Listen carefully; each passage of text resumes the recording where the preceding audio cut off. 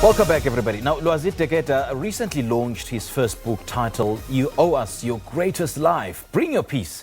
This book offers various guidelines, principles and tools which aim to encourage, inspire and, of course, motivate the reader to live their best life. He further explains that we need to bring all our pieces in the form of gifts, talents and experiences given to us under the shine of the Lord, because he believes that the connection to God affirms us in our identity to carry a divine mandate to dominate in this world.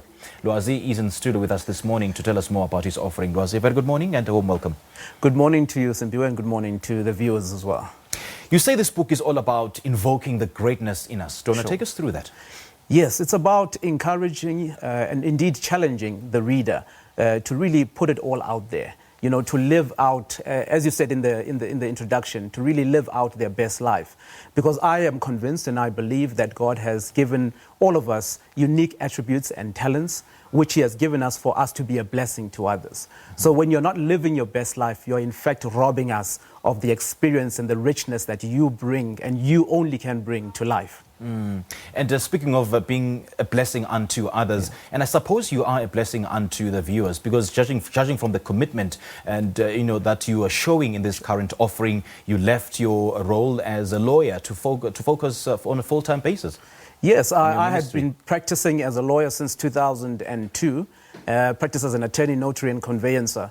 But during the course of that time, I began to undertake a journey with the Lord, and he began to show me that, in fact, this is not what he created me for, that there is something beyond which I was doing currently that he wanted me, to do and to represent him and to call others to live their greatest life.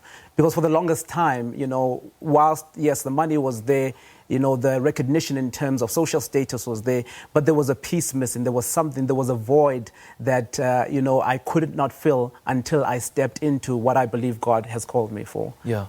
And you also talk of many of us fearing to pursue greatness because we believe or we feel that we do not have enough to pursue greatness. Yes, that's the challenge, is that we second guess ourselves. And that's one thing that really held me back for a couple of years, because I knew from about 2012 that this is the route that I needed to take. But the fear of, do I have it? Do what I have to offer, is it something that the world needs?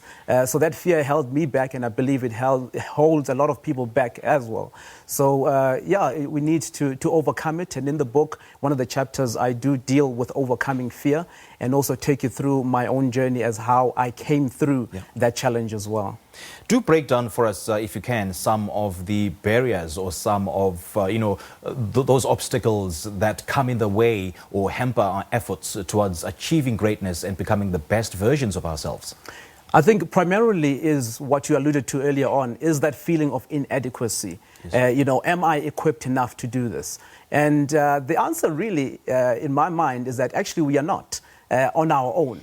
But when we partner with God, he's able to work through his perfect plan in and through us for us to be a blessing to the world and for us to be able to bring our peace. But on our own, no, we don't have enough. So that's one of the barriers. And the other barrier is a fear of failure, a fear of, going out there, putting yourself out there and not making it and having to face the world.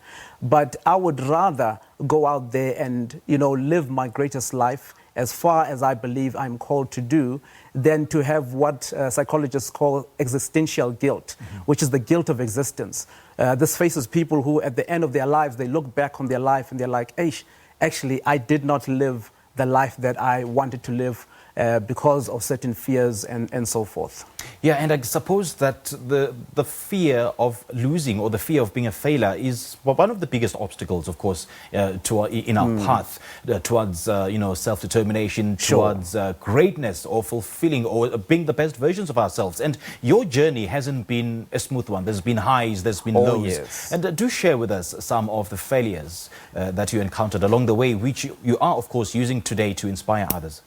Well, one of the lows that I've really hit, of course, you would imagine coming from a position where one is in the legal field, living at a certain level of income, and stepping into the relative unknown, something that I had no previous experience of, is that the income obviously would drop quite substantially.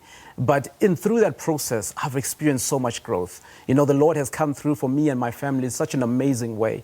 And it really testifies to the fact that God has our back as long as we, you know, take that step of faith and step into the unknown. And here is the interesting thing, is that we fear the unknown, but God lives in the unknown. Oh, yes. He lives in the unknown. So he's already gone before us to prepare a way for us. So we need not fear. We need to just take a step of faith and move into what God is calling us to do.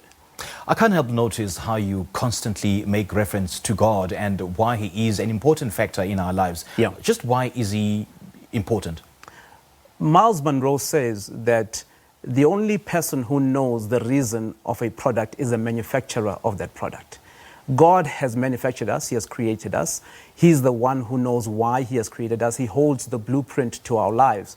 So a life without connection to God is a life that is lived without, you know, walking the way that you are supposed to walk it or doing the things that you are supposed to do. So we need that connection. So God becomes the bedrock. He becomes the source. He becomes the anchor that we hold on to and that stabilizes us and allows us to be fruitful and to live fruitful lives. Oh, wow, great stuff. Now, Lwazi, how do we connect with you in terms of getting where we can, where you can get a hold of a copy of your book? You can connect with me on my social media pages, Lwazi Dekeda, also on the social media pages of You Owe Us Your Greatest Life. The book is self-published, so for now we're doing direct distributions. I'm based in East London, but we do courier the book all over the country, and indeed some copies have gone all over the world, or to certain parts of the world as well already. So essentially, to place an order, we need to visit your social media pages? Yes, okay. Visit my social media pages or drop me a WhatsApp or message on 083 440 6863. All right, Lwazi, thank you so much, man, and all the best. Hey, thank you so much for being an inspiration and a blessing to South Africans. It's a pleasure, and thank you very much for your time, and thank you for the viewers for tuning in as well. All right. That's our guest author this morning, Lwazi Dekeda, and he's been speaking to us about his debut book titled You Owe Us Your Greatest Life, Bring Your Peace. Well,